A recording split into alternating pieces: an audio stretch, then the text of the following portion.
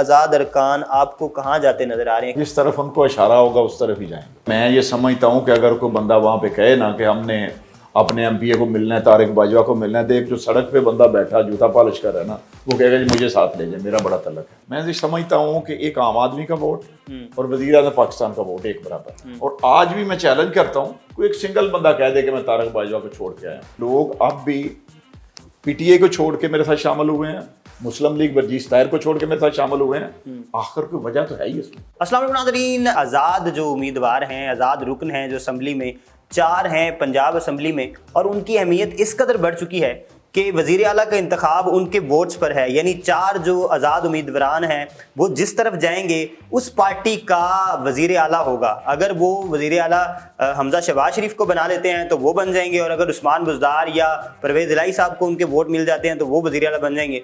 तो एक आज़ाद रुकन हमारे साथ मौजूद हैं जो पहले आज़ाद रहे, 2 दफ़ा आज़ाद उन्होंने इलेक्शन जीते और फिर वो नून लीग में शामिल हुए जो भी हुकूमती पार्टी होती थी, और अभी वो एनए में भी आज़ाद उन्होंने इलेक्शन लड़ा एनए 117 से। तारिक महमूद बाजवा साहब हमारे साथ मौजूद हैं। सर बहुत शुक्रिया आप तशरीफ़ लाए।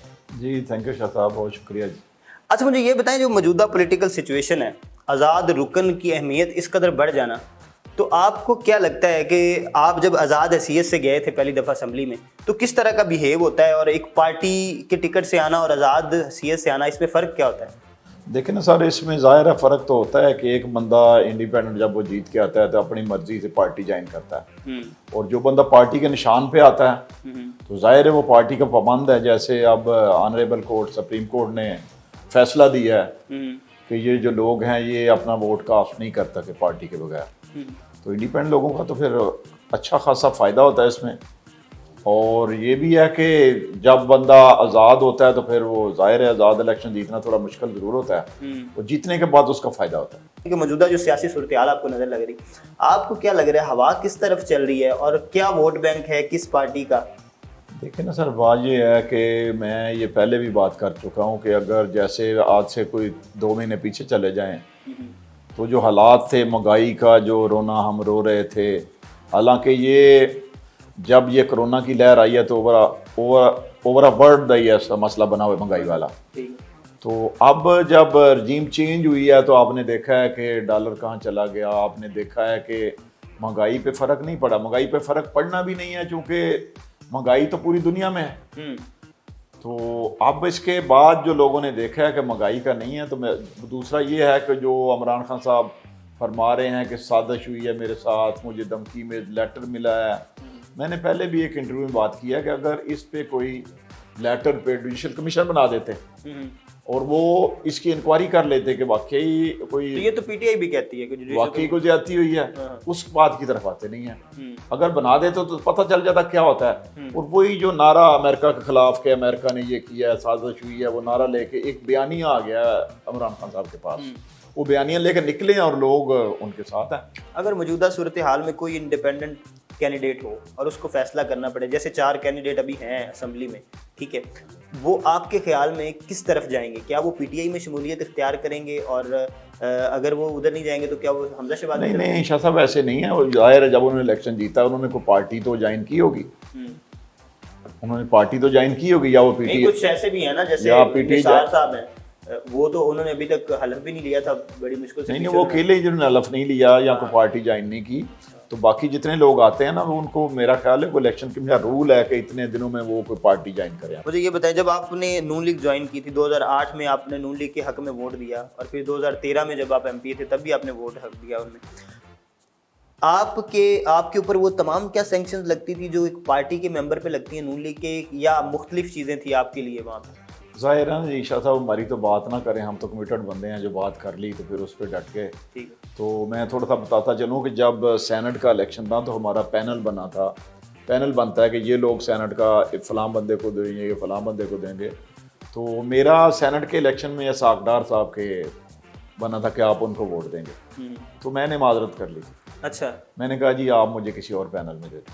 अच्छा। तो मुझे जो उस वक्त हमारे डिप्टी सेक्रेटरी ने कहा था कि हमजा साहब को बता दें। मैं कहा आप बता दें, आपको उन्होंने किया हुआ ना कि आप देखें इनको, तो आप बता दें उनको कि ये वोट नहीं दे रहे।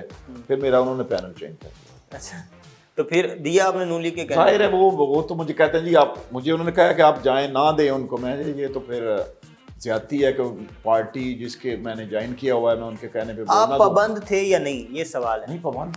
पाबंद हैं आप? जी। जब कोई इंडिपेंडेंट कैंडिडेट किसी पार्टी को चूज कर लेता है तो फिर उसके ये फैसलों मैंने पे पाबंद आपको हो बताया कि ये तो कानूनी माहिर ही बात कर सकता है। मैंने तो अपनी बात की है कि जब मैंने पार्टी ज्वाइन कर ली तो जाहिर है फिर पार्टी का जो भी फैसला आएगा हम उसके पाबंद है। आप मुझे ये बताएं कि अगर मौजूदा सूरत हाल जो है इसमें आपका क्या ख्याल है, आज़ाद अरकान आपको कहाँ जाते नजर आ रहे हैं, किस पलड़े में बैठेंगे वो?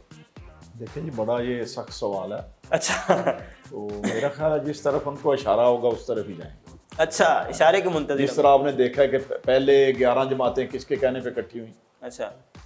रात को 12 बजे अदालत किसके कहने पे अदालतें खुली, सुप्रीम कोर्ट हाई कोर्ट किसके कहने पे खुले। और मैं नहीं समझता कि वो इशारे के बगैर किस तरफ जाएंगे, जिस तरफ इशारा होगा वो उसी तरफ जाएंगे। मतलब वो हुकूमत के साथ नहीं, वो रियासत के साथ जाएंगे, वो अपनी, हाँ वो। लेकिन आपको नहीं लगता कि यहाँ पे रियासत के साथ रहने की ज़रूरत भी है कहीं ना कहीं, क्योंकि जिस तरह की पॉलिटिकल पोलराइजेशन हो रही है, जिस तरह के हरजा सराई हो रही है हर जगह पे, और जो हमने देखा कि एक दूसरे को जो पार्टी कैंडिडेट्स हैं खास तौर पर वो एक दूसरे को जो लान तान करें, उस मामलात में शायद रियासत के साथ जाना ज़्यादा सेफ नहीं लग रहा आपको? देखें ना सर, अभी जो हालात हैं महंगाई के, डॉलर कहाँ पहुँच गया, मेरे ख्याल में नहीं है कि देखें ना वो तो बड़े बड़े लीडर हैं, हम तो उनके बराबर मैं समझता हूँ कि बहुत हमारा छोटा सा एक सिलसिला है। तो इस हालात में मेरे ख्याल में मुस्लिम लीग को गवर्नमेंट नहीं लेनी चाहिए थी। अच्छा। मुस्लिम लीग को गवर्नमेंट में नहीं जाना चाहिए था। जिस मुतालबे पे ये डटे हुए थे, जो आज खान साहब कह रहे हैं कि इलेक्शन की तरफ जाएं, तो उनको फ़ौरन इलेक्शन की तरफ जाना चाहिए था। मेरे ख्याल में ये इनके लिए सूदमंद होता। आपके ज़ाती 70,000 वोट हैं, बहुत बड़ा वोट बैंक होता है 70,000 वोट लेना, और आपकी जो कॉन्स्टिट्यूंसी है वहाँ पे धांधली की भी कुछ शवाहिद मिले और बात हुई उस पर कि आपकी धांधली हुई है, नून लीग का वहाँ पे वर्जीश ताहिर साहब जी थे। मुझे ये बताएं, शहबाज शरीफ साहब की आपके साथ बड़ी अच्छी दोस्ती रही है और उनके लिए आपने एक दफ़ा कुर्बानी भी दे दी आपकी एमए की सीट की, तो क्या करेंगे अगली दफ़ा, लाए अमल क्या होगा?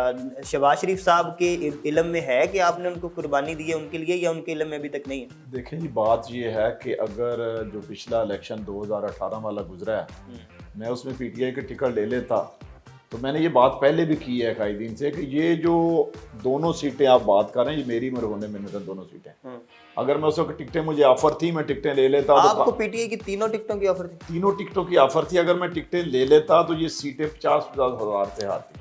अच्छा, पीटीआई जीत जाता आपका पूरा हल्का? वहाँ पीटीआई हल्का जीत जाता। ठीक है। तो अब भी इंशाल्लाह अल्लाह के फजलो करम से हम मुशावरत से हल्के में हमने मुशावरत शुरू की हुई है पूरे हल्के में, क्योंकि मेरा तो कोई जाती जो होता है जाती वोट है, मेरा कोई उस पर नहीं है कि जैसे होते हैं इनके जमातों के वोट होते हैं, वो तो नहीं है, नजरियाती वोट तो नहीं है मेरा। सही है। मेरे तो जाती वोट है। बिल्कुल ऐसे ही। तो मैं समझूंगा कि मैं अपने पूरे हल्के में हर बंदे के साथ मशवरा करके कि मैं अब क्या करूं, क्योंकि जिस बंदे के साथ आप मशवरा नहीं करेंगे वोटर्स को मुझे तो पूछा नहीं है। बिल्कुल ऐसे। तो मैंने पूरे हल्के में मशावरत शुरू की हुई है और इंशाल्लाह को मेरे 1.5-2 महीने में मशावरत मुकम्मल हो जाएगी।